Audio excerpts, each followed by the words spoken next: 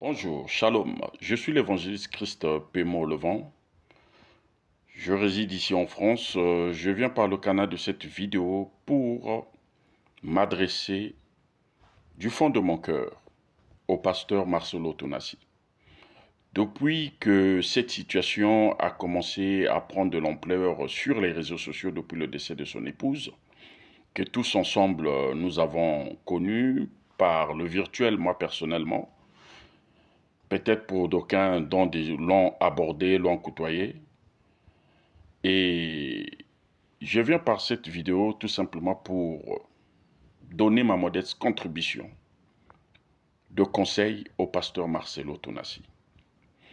Si je fais cette vidéo, ce n'est pas pour indexer une tierce personne, mais je fais cette vidéo parce que j'en sais quelque chose. Et moi-même aussi, je suis passé par là. Je connais la douleur d'une perte, de la perte d'une personne très chère.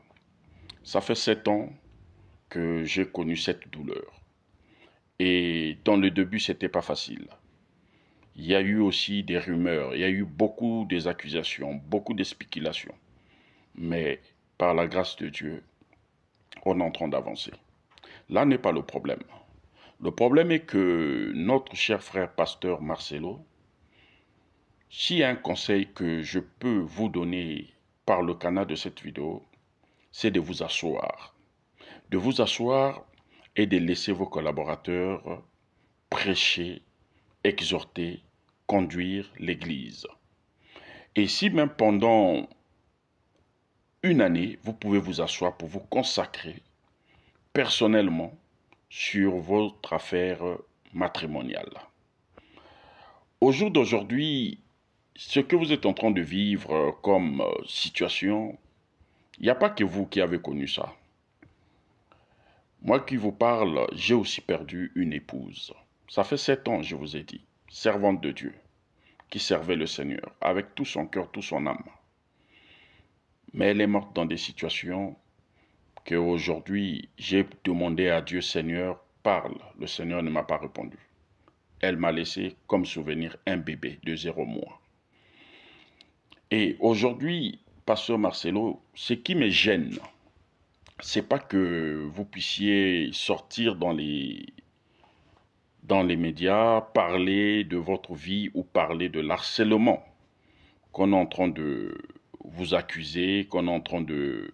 une mauvaise campagne qu'on est en train de lancer entre griffes sur votre personne.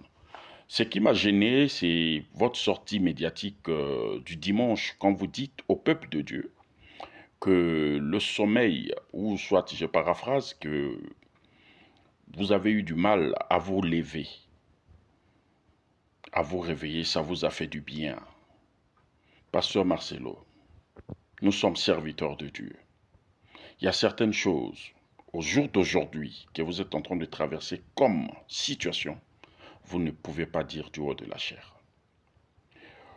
Pour le respect de cette femme qui a vécu tant d'années avec vous, qui vous a donné son amour, son temps, son énergie, son affection, vous ne pouvez pas venir vanter vos mérites de votre sommeil avec votre nouvelle épouse et de surcroît devant le peuple de Dieu.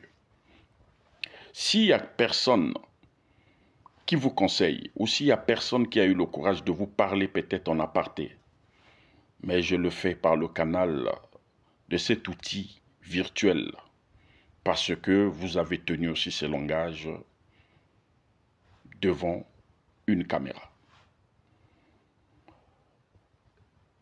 Ayez le respect d'abord pour vos enfants. Ces enfants qui sont fragilisés, ces enfants qui n'ont même pas encore fait le deuil, si on peut bien vérifier le deuil de leur mère. Ces enfants sont fragiles.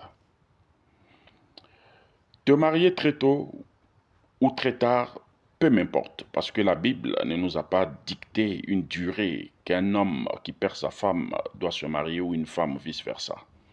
Mais c'est à vous d'éteindre ce feu. C'est à vous de ramener le calme dans le corps du Christ par rapport à tout ce que les gens sont en train de dire. C'est nous les hommes de Dieu qui prêchons que le silence est une arme. Nous prêchons. Jésus-Christ a dit, quand il y avait la tempête, il était sur la barque. Il a dit, silence, et le vent a obéi à ce silence.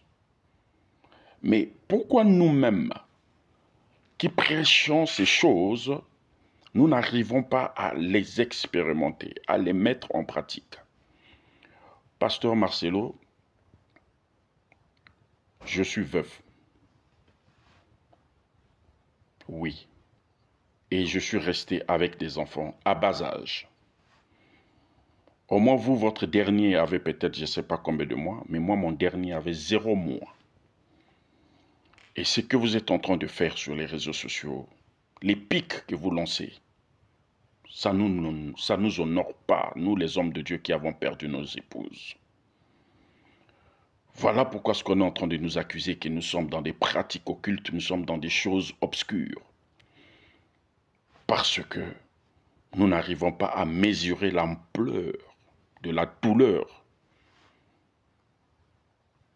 Nous avons vanté nos femmes. Moi, je l'ai fait du haut de la chair. Je l'appelais la plus belle femme du monde. Est-ce qu'elle était la plus belle femme du monde? Non. Mais c'est parce que c'est moi qui avais voulu parler ainsi. Vous l'avez vanté.